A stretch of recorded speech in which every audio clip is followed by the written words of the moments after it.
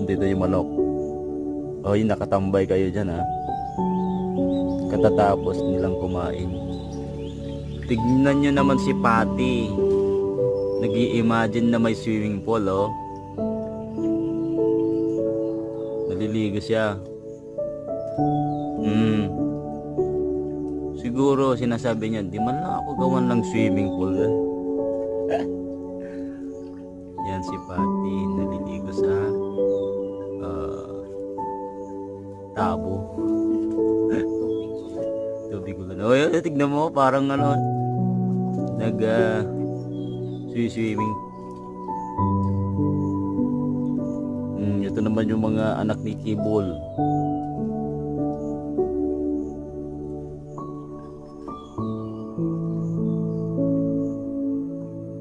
Pati